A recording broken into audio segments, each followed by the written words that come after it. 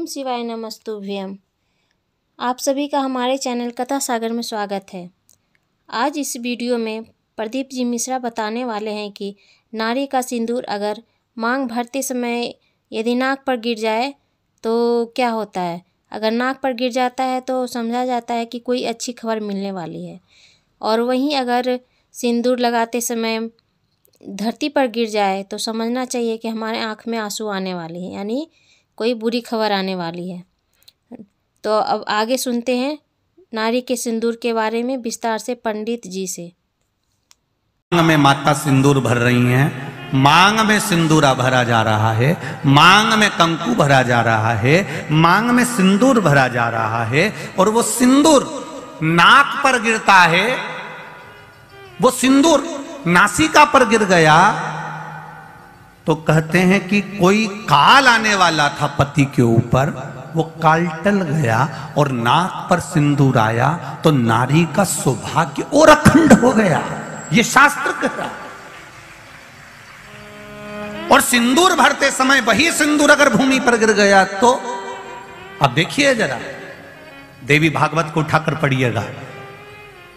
वो सिंदूर जो मांग में भरा जा रहा है और नाक पर गिर गया तो शुभ होगा, पति की उम्र बढ़ाएगा, घर में बच्चों का विवाह होने वाला होगा, कोई अच्छी सूचना आने वाली होगी। मांग में भरने वाला सिंदूर नाक पर आकर गिरता है तो कोई सूचना अच्छी मिलने वाली होती है, कोई बंधन कटने वाला होता है, कुछ अच्छा हमारे परिवार में होने वाला होता है, पति की उम्र बढ़ने वाली होती है, कोई रोग आने वाला था वो कट रहा होता है। और वही सिंदूर अगर भूमि पर मांग में भरते समय गिर जाता है तो समझ लो कि कुछ ना कुछ ऐसा काम होने वाला है कि मेरी आंख में आंसू आएंगे। वो निश्चित है,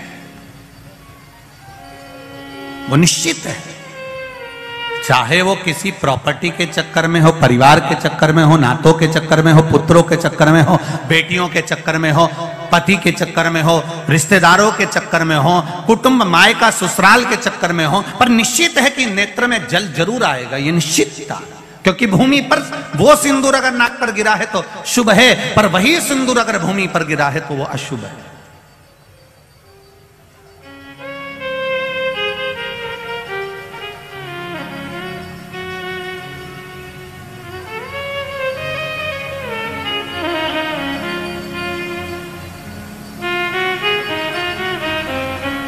बहुत ध्यान देना जरा, प्रसाद शिव महापुराण की कथा चल रही है। संपूर्ण देशवासियों की मेरी माताओं से निवेदन है, मेरे इन भाइयों से निवेदन है, उसको जरा ध्यान से सुनना।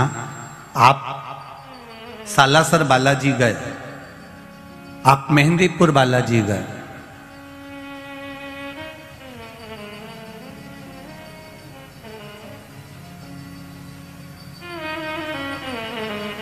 आप पावागढ़ की माता पर गए, आप किसी देवी मंदिर में दर्शन करने के लिए गए,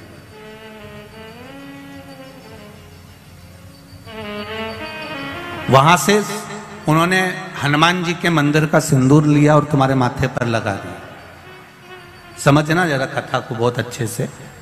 उन्होंने हनुमान जी का सिंदूर लिया, तुम्हारे मस्तक पर लगा दिया। अब मस्तक पर आपने अगर सिंदूर लगाया है और हनुमान जी महाराज का या देवी जी का या भगवान का सिंदूर आपके मस्तक पर लग गया है तो वो सिंदूर कम से कम शास्त्र कहता है 2.5 घंटे तक आपके मस्तक पर रहना चाहिए। कितने घंटे तक रहना चाहिए? जम के बोलो जरा। 2.5 घंटे तक रहना चाहिए। कारण क्या है? भगवान के चरण का अगर कोई कुंकू या सिंदूर हमारे मस्तक पर लगाया गया है, वो 2.5 घंटे तक रहे, उसके बाद उस सिंदूर को किसी नैपकिन, कपड़ा या अन्य चीज से पोंछ देते हैं।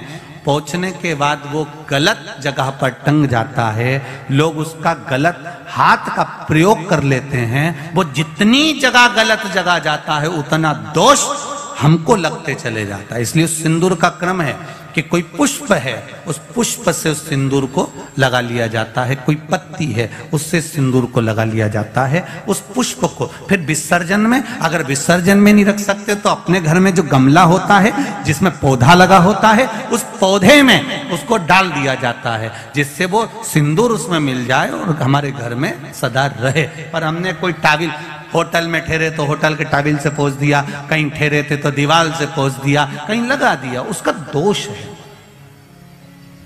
उसका दोष।